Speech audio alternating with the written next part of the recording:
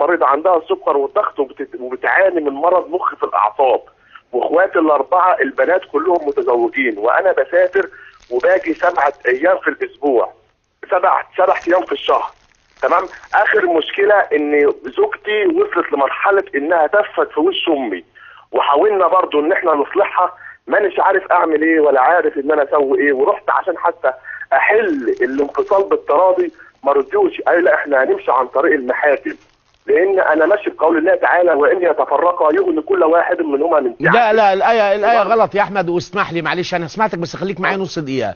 هو انت تقدر تجيب لها خدامه تساعدها يا احمد؟ اقدر اجيب لها خدامه؟ شغاله تساعدها في خدمه امك.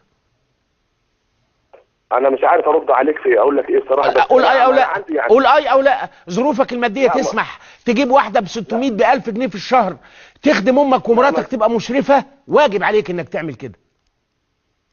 تمام. لو ما تقدرش يبقى مراتك مجرمه لو سابت امك عيانه وهي تقدر تخدمها وما تخدمهاش. لكن انا ابن امي مش جايب مراتي خدامه لامي، انا جايب مراتي عشان اتجوز واخلف واستمتع.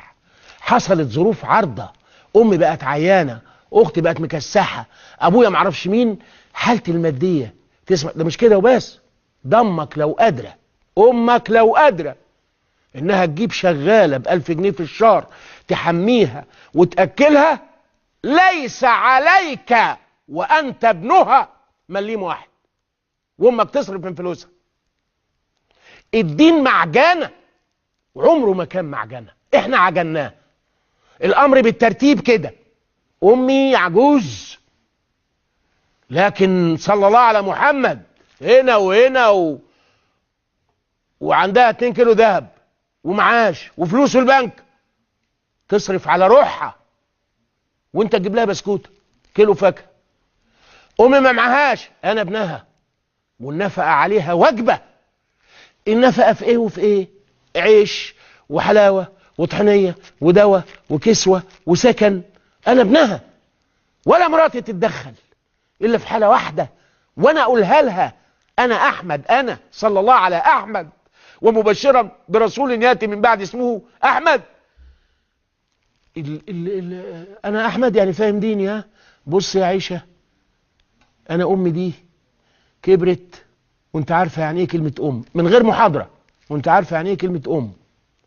المفروض ان امي تصرف على نفسها من فلوسها، لكن يا ولدي ابويا سابها غلبانه وهي ملاش حاجه، والمفروض ان انا انفق على امي من مالي واجيب لها شغاله زي ما اجيب لها دكتور، لان انا مش جايبك شغاله واجيب لها انا دكتور.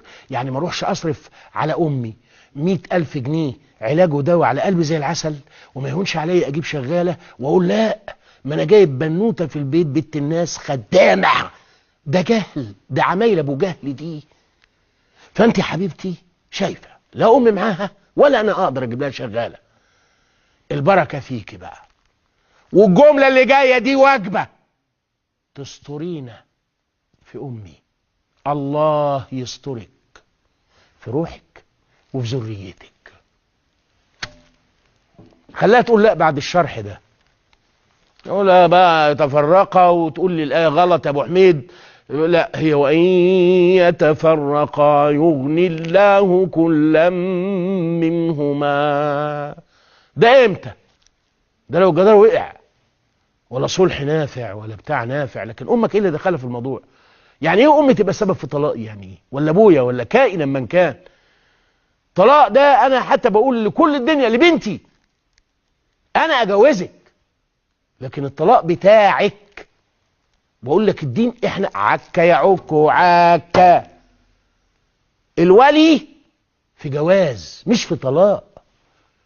الطلاق ده بتاعها هي، لان هي اللي بتقول مع السلامه يا بابا.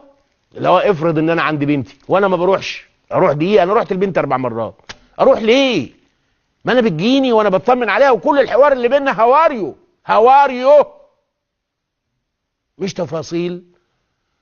مبسوطه خلاص، زعلانه انصحها. لكن افرض ان انا رحت عند بنتي 3 دقايق، مش هتقف على الباب وتقول لي مع السلامه يا ابويا وتقفل الباب؟ انا اعرف بقى ايه اللي ورا الباب؟ لا، وافرض ان جوزها مؤدب وراجل شيخ المؤدبين ومحترم، ووقف معاها عند الباب. طب لما قفلت الباب، هل انا ضامن انه خدها تحت باطه ورجعوا للليفينج روم او للبيد روم او لاي حته خلاها ربنا في الرومات الريسبشنات، خدها تحت باطه بحنيه وطبطب على كتفها، على الاقل ياخد ال 200 جنيه اللي انا اديتهم لها، يعني يتمح لي السنه كده؟ انا ما اعرفش. ولا انا مشيت من هنا وهو قال لها وراح قرصها من دراعها، جاته قرصه و60 قرصه. ما تقولوا لي، اللي يعرف اللي ورا الباب اللي خلق الوجود ولا يخفى عليه شيء، ده كلام مش داعي اننا نقوله لانه معروف. ها؟ وفي الوقت نفسه فهي صاحبة القرار عايشة معاه ليل ونهار. هي صاحبة القرار عايشة معاه ليل ونهار. هي صاحبة القرار عايشة معاه ليل ونهار. حلو.